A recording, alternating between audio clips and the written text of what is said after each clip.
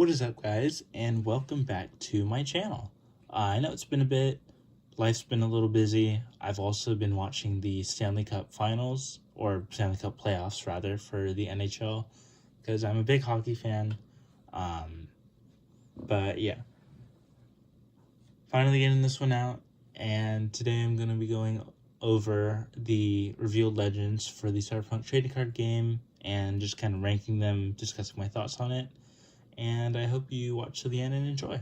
So join me on this ride as we go. Now, just to start, tiny little disclaimer. This ranking video is currently being filmed on April 22nd, and it will not cover legend cards released or revealed past said date, as well as drawing on the card pool's information released at this time. So if you're watching maybe next year in 2027, when like set 2 is nearing release for some reason, then I'm working on much more limited information than you have. Maybe the card I put in last place is actually the best card. I don't know. I'm just working off the information I have right now. And if you are watching this in the future, let me know in the comments, because it could be kind of interesting to see just how wrong I got all of this. But with that being said, moving on to Tier 1, little explanation about this before we get into the meat and potatoes. I've divided these cards into 4 tiers, Tier 1 being the weakest, Tier 4 being the strongest. And yeah, started off with a not applicable, and Lucina Kushinada. Her card is just an art card right now. We don't know what she does. We don't know if the 0 power on her is going to stick, but if it is, then I imagine it's going to be a call ability or something like that, and not a goal solo, and that's pretty much all the information we have on her. She does have the overclocking text on her above her kind of flavor text, but we have no idea what that means. I don't think I've even heard it being mentioned in one of their streams that they've had, or one of the videos, or just by any of the Weird Co team in general.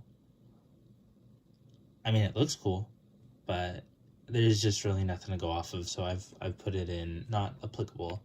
But starting off with the real rankings, in number 14, I have Alt Cunningham, Soul Killer Architect. And I guess a little bit of information about Tier 1 is, I'll spoil it right here. It's just the 3 program cards or brain dance cards. There's currently a singular brain dance revealed, and there are currently 6 to 8 programs revealed. None of them are really that good. I think the most expensive one is 4 eddies. And looking at Alt, she costs 6 and 2 to flip as well. So at best, you're going to be playing her on turn 3. You can flip her as early as turn 1 if you guess correctly, and then by the time that you're playing, this is also assuming you're playing an eddy every turn, which hopefully you are, or else you're just kind of screwed in general. You're going to have 6 available on turn 3, and that'll be when you can play her. But the main thing holding Alt back is for her having 4 power and needing to steal a gig or deal combat damage to a player or your opponent.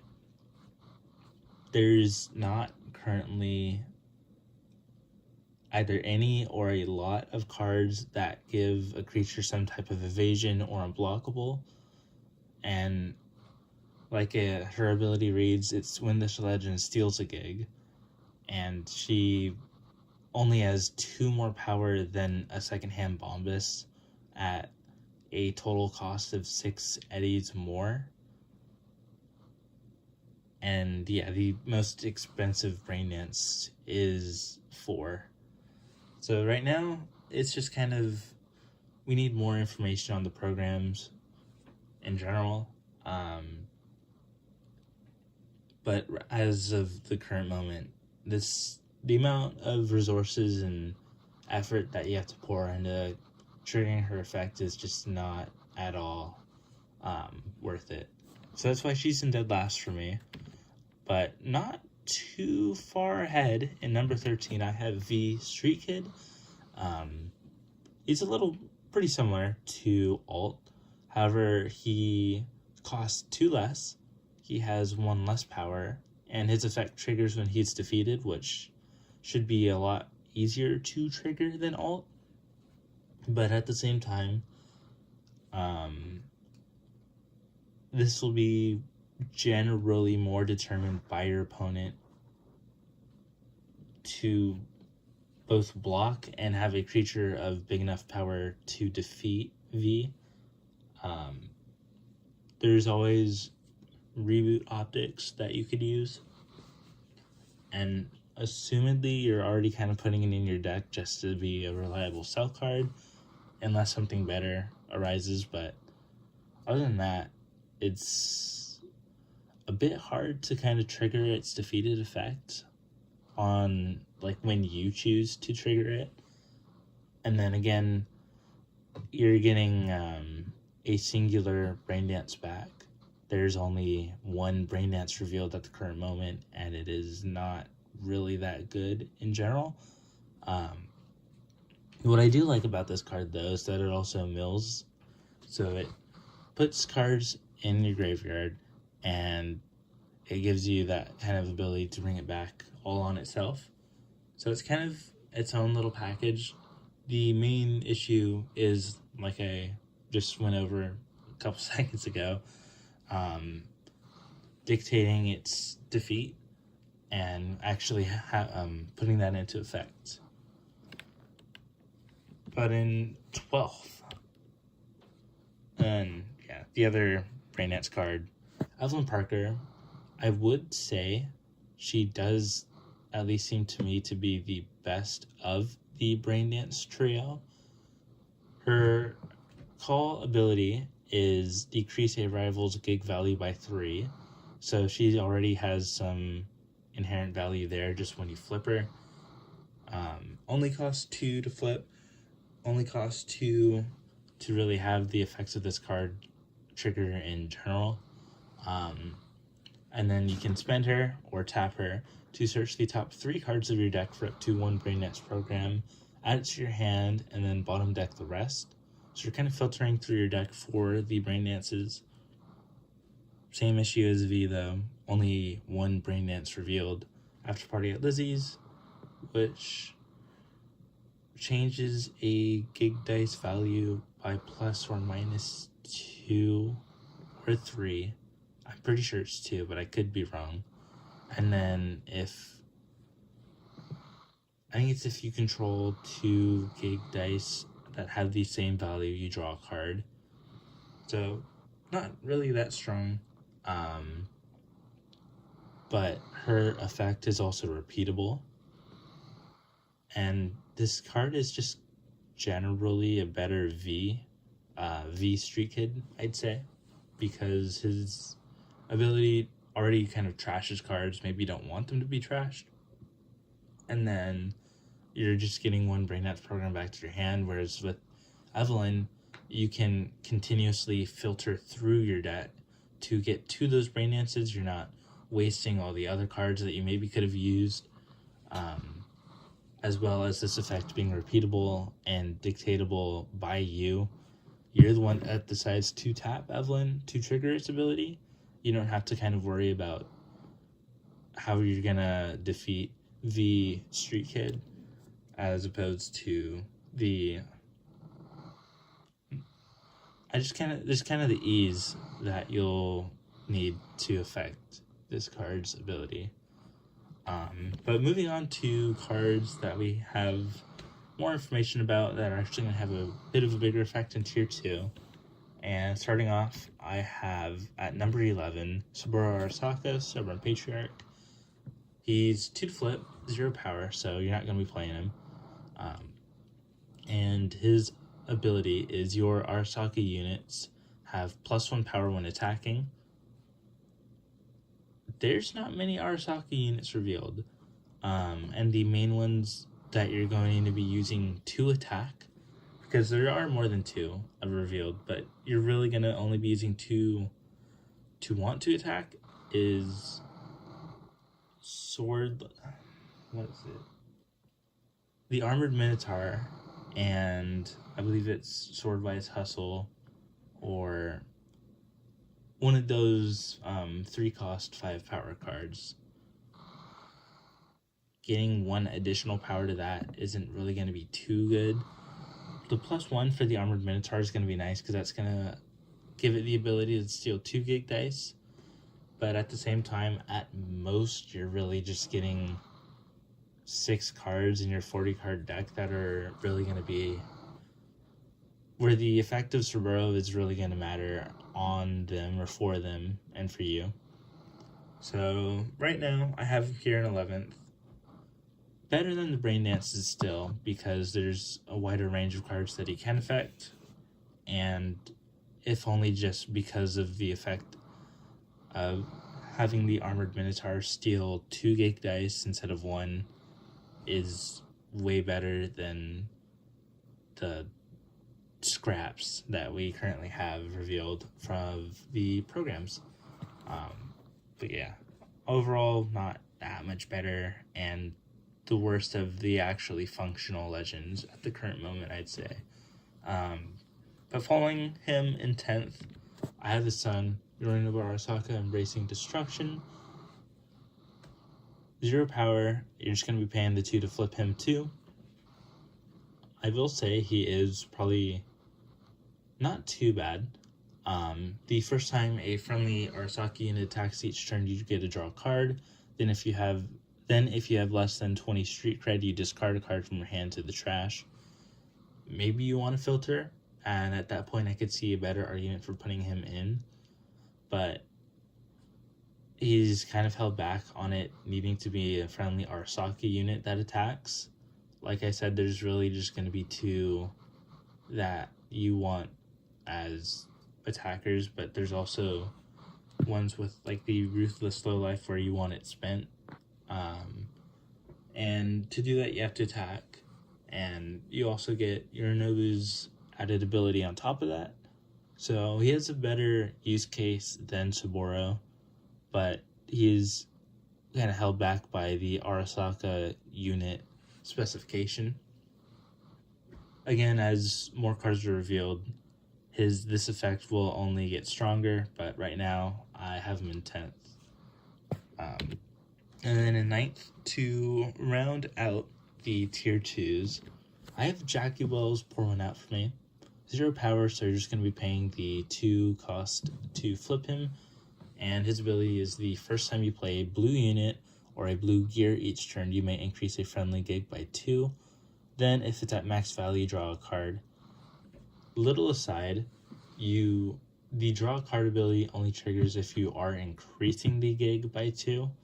So let's say you have 3 gig dice, you have your 4, your 6, and your 8, and they're all currently maxed out, and you play a blue unit, all your gig dice are maxed, so you can't increase them, and therefore you can't draw. Now that is going to be kind of unlikely, but it also heavily limits the amount of effect to draw a card that Jackie is going to have. And the main reason that I have him in 9th in tier 2 is the current amount of blue unit and gear cards is 5, which at most is going to be 15 cards out of, at minimum, your 40 card deck. So it's generally kind of an unreliable amount of chance that you're going to be able to trigger this ability, as well as the added uncertainty of getting the payoff of this card, of even drawing a card.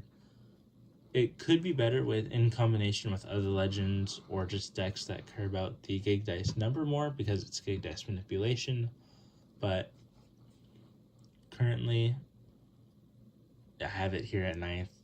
this card, like the others before it, just really kind of needs more cards revealed, but it is in the best functional state out of all the ones that have come before it, which is why I have it here at 9th. But moving on to tier 3, there's going to be ones that are generally kind of strong, and you can use here and now if you want to build your own decks and playtest the game a bit. And starting out with 8th and tier 3, I have Dum Dum. I will say, from this point onwards, between the tiers, but especially in tier 3, you can kind of interchange the legend cards. I definitely was kind of going back and forth on some of them. And yeah, Dum Dum is a bit of an interesting situation because, well, I'll go over the card first, which I should have done initially. But he's a 0 power, so you're just going to be paying the 2 eddies to flip him. But he has a call ability, and it's you may defeat a friendly gear. If you do, draw 4 cards, otherwise draw 1 card. The main problem with Dum Dum is to trigger that 2 eddy draw 4 reliably, you're going to need to know exactly where he is in your legend area.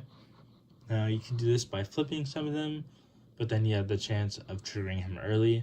And then the only other real way to know where Dum Dum is Kuroshi Optics, which is not really that good of a card in general, to be honest. You're just going to be using it to sell, and that'll probably be one of the first cards that you do use to sell. Maybe you prioritize selling it later if you know you're running Dum Dum and you want to find them. But that's just kind of the main problem. It is a strong ability to pay 2, draw 4, but how strong is it really going to be? I haven't play tested the most with the cards, and I haven't really used Dum Dum the most, to be honest. This card definitely could be stronger, as there could be more ways to, or more effects like Kuroshi Optics, where you're gonna get more information and kind of know exactly which legends are where. But right now it's just the unreliability of getting the maximum out of this card is holding it back, and that's why I have it in 8th, because more often than not, at least from what I think, you're just going to be paying 2 eddies to draw 1 card, and there's just other cards that do that already. Plus, with the other legends, the other 7 better legends that you could have in your legend area, I just don't think that he's the best legend that you could have or play right now. But yeah, moving on to number 7 now, I have the Corporate Exile. It is a Gold Solo legend, so it's going to cost 2 to flip it, 5 to play it, and she has 8 power. And that's really it. It's a simple card, but it's a strong card. I mean, 8 power is pretty up there.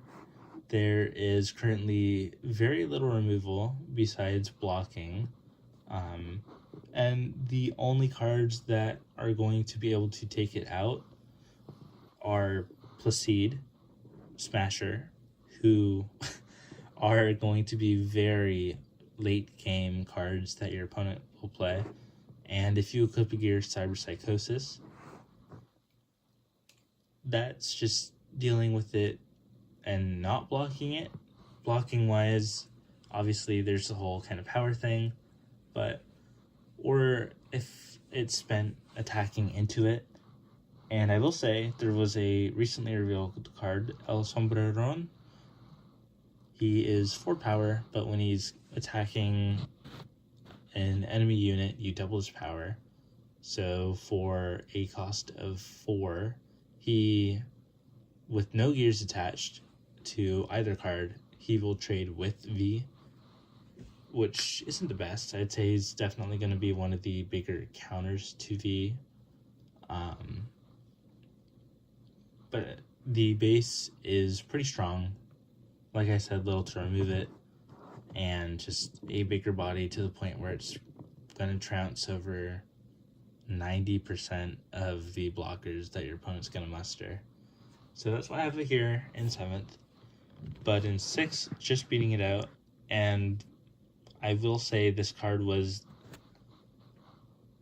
one that I went back and forth on. This is probably the most kind of unsure I was on placing a card in a singular spot, because it has the ability to be probably up to 3rd, to be honest. It is Goro Takamura, Hands Unclean.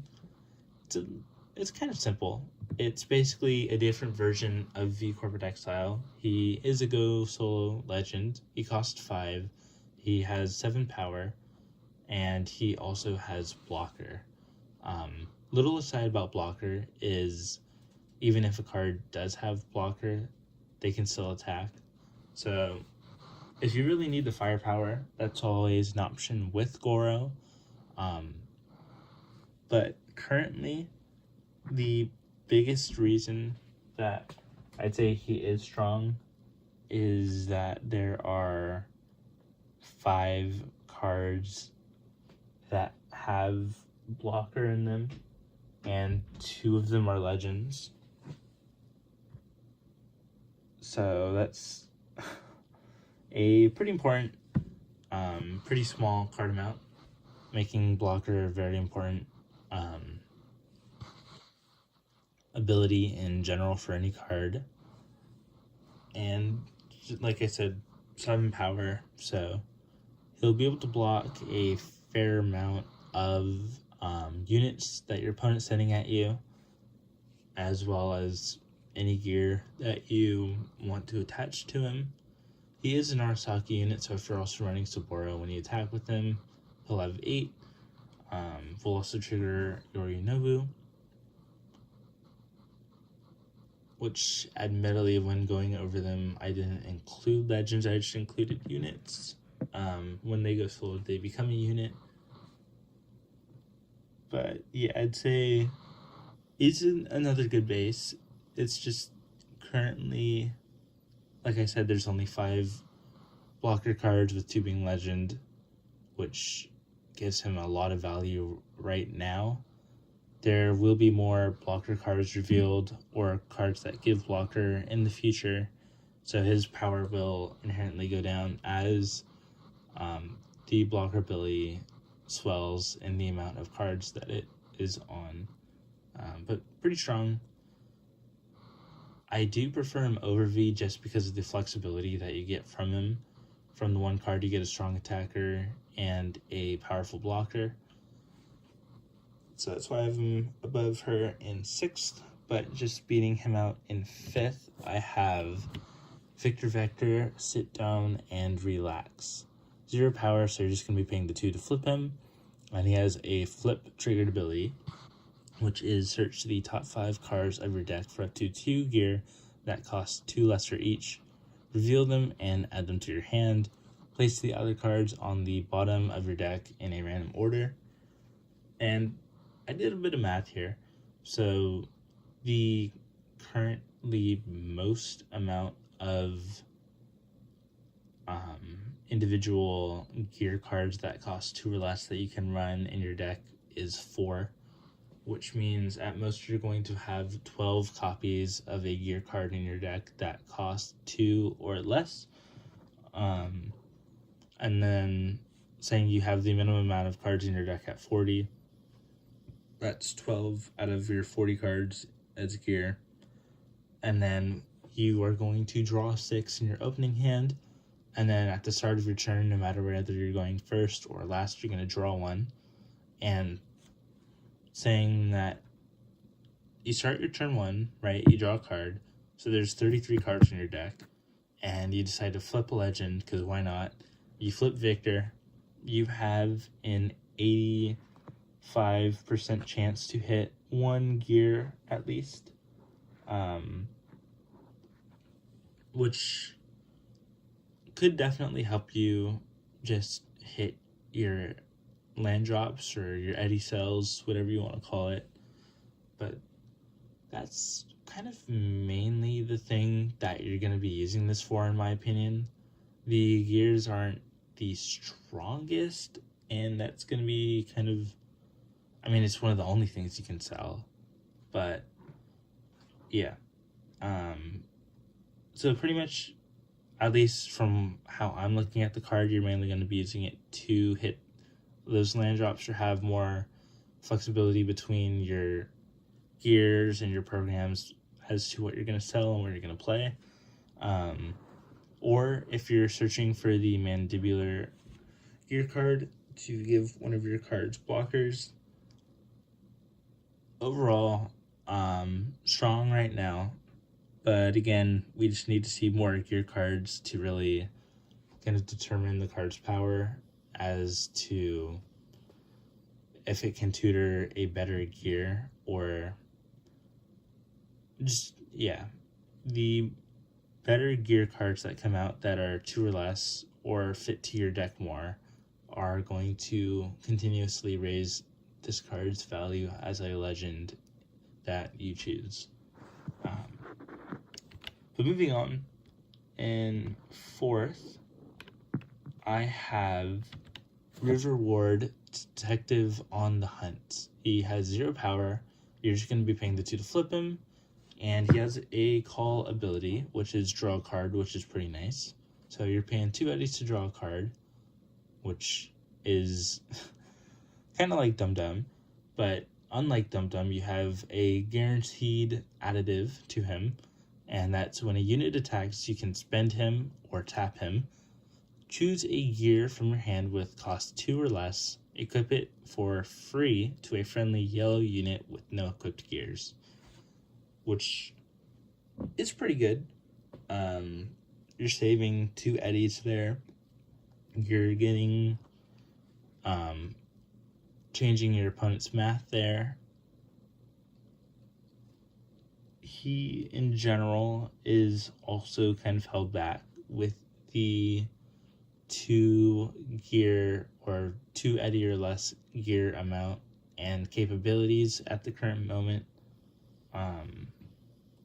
At most, there are 5 different cards you can run for at the most, adhering to the RAM values of those cards, because Dying Knight is a 3 blue RAM card, which is a bit annoying. It's just the limitations on this card kind of hold it back too, with it having to be a yellow unit and it has no equipped gears, which could be good for adding something onto like a T-Bug, or if you have him out, your Jackie, to give him maybe like a mandibular upgrade to have him be a blocker, but at the same time he's gonna still be tapped. So really just the same can be said for this card as can be for Victor. But right now, pretty strong card, and that's why I have him in 4th.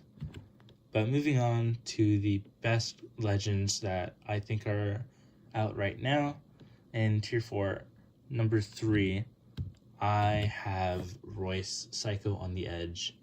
I have him here because he is the strongest Go solo and the best Go solo legend that there is, in my opinion. He costs 6. He has 6 power. And during your turn, this legend has +2 power for each equipped gear, which is pretty strong because you can add a gear to him that gives him 2 power, already boots him up to 10, and he's already stealing a bunch of gigs for you there. You can put the gorilla arms on him, he'll be at 12 power, and he's stealing 3 gigs for you there, and he is just a super powerful attacker. He demands your opponent's full attention, and again, there's only 5 cards that have or give blocker in some way. So there's not going to be the most amount of cards to be blocking him with. If your opponent doesn't know that you have him, maybe they're kind of chipping them away, or you're kind of chipping the opponent's blockers away on smaller threats before you play him, you reveal him, and maybe you can boot him up real quick with an ability like Rivers or Panams, where you can sneak a couple equipments on him, just kind of out of nowhere. Because when you go solo him, it also gives him haste. So he could, if you have 8 eddies available, which is going to be turn 5 or turn 6, it's late in the game, your opponent's board is kind of spent. At that point, most of their blockers are probably gone, and you can just kind of blitz him out of nowhere, especially if you're holding up a like a Mantis Arms. Then you can just quickly boot him up to 10 power, and you can very quickly change the weight of the game in your favor. So that's why I have him up here. That's why I have him in tier 4. But moving on to number 2, I have Goro Takamura, Vengeful Bodyguard. He is a 0 power legend, so you're just going to be paying the 2 to flip him. His call is Ready This Legend, so already if you spend him to flip him, he just costs 1 eddy, which is 1 less than all the other legends, and 1 more for you to do whatever you want and can do on your turn. His ability is when a rival unit attacks, you can spend or tap him. If you have a pair of same-sided gigs, give a friendly unit with cost 4 or less +1 power and blocker this turn. And there's that keyword again. I value blocker very highly. He is the only other legend that has or gives blocker, and again, there are only 3 other cards that have blocker, and he's important, and he's up at number 2 because he is the currently only way to consistently give your units blocker, or to just have an ability to have a blocker unit on the battlefield, and can really help you stymie your opponent's game plan on its own, pretty much. The main drawbacks of him, of course, are the limitations, with you having to have a pair of same-sided gigs. It is a little lessened by the fact that they don't have to be at the same value. So if you're stealing gigs, I definitely prioritize trying to mix and match the sided gigs, if only just because it looks nicer to have them paired together. Then maybe you can kind of get away with it with your opponent not knowing, if they don't know that he is one of the legends you're running. And then also, you have to have a friendly unit with cost 4 or less, which you're probably going to be running mostly. I imagine the curve is going to center around 3 to 4, and a little bit more of 5. So I imagine you're going to have a fair amount of units to be giving blocker to with Goro. And in general, just that consistent ability to have a blocking capability is just on its lonesome, carrying him up to number 2 on my list. But just beating him out, I have Panam Palmer Nomad Cavalry as my number 1 pick. She is just a better version of River. River is basically a light version of Panam. She costs 2 to flip, 0 power, so she's just going to be saying in your legend area. Her call is to ready this legend, so again, she is only going to really cost you 1 eddy if you flip her, or if you tap her for an eddy to flip her. just going to be one, which again is just one more that you have to do whatever you want on your turn. And when a friendly unit attacks, spend or tap her, choose a gear from this legend and equip it to that unit. If you do, ready that unit. So, a bit to unpack there. She is just free gear storage for you pretty much. Her ability to untap untap in other, but in Cyberpunk TCG lingo, ready that unit is basically just a vigilance effect. You can untap the unit you're attacking with, but they're still attacking. So let's say you have a Jackie Wells that you're swinging with for big damage, or a Royce, right? You swing, you have a mandibular upgrade on Panem Palmer, you put it on Jackie, Royce in this example, which gives him +2 power.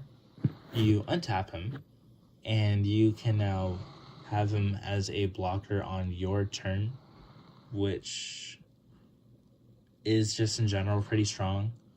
It's another way to sneak power onto the battlefield, especially if you have a Gold Solo legend. There's not many ways to counter it. In fact, there's a singular card that can counter this card's capabilities right now. Cyberpsychosis doesn't, because it has to target a unit equipped with the gear, and at least to my current perception and to Google AI's current perception, which trust that as you will, when a legend is still in your legend area, they are not a unit, as readying them makes them one. So that you can't target Panem with the Cyberpsychosis. And literally only Dying Light destroys one of the gears when you attack with it, or when your opponent attacks with it equipped to it, because it just says defeat a rival gear with cost 2 or less, I believe, which to my knowledge can target the ones you have equipped to Panem, but at most that's going to be 3 out of your opponent's at minimum 40 card deck that can even affect Panem and the gear sword on her in general. And it's any unit, any gear, which I mean, the no restrictions with her and her ability is just only adding to her power and value. And I mean, it's just Panem. Of course, I'm gonna put her number 1. I'm a dude. I played Cyberpunk. I think most people would inherently put her pretty highly, but it also helps that she is, at least in my opinion, the best functional legend that has been revealed so far. So that was my list. Thank you for watching. Hi. That was my cat saying hello to all of you. There should be another 1 or 2 videos coming out soon. The soon update. No. Yeah, just thanks for watching. Life's been a little busy. It's only gonna get a little busier for me. And I still want to watch the Stanley Cup playoffs, which I would recommend that you do. Pretty fun, pretty exciting. Maybe sports not your cup of tea. Totally understandable. But yeah, that's it. I hope you have a great rest of your day. And I thank you dearly for watching to the end of this video. My cat is yelling at me, so I'm going to give him the pets and attention that he wants, because because I'm not strong, and if he meows enough, I'm giving in. So yeah, that's it. Have a great day, and I'll see you next time. Bye.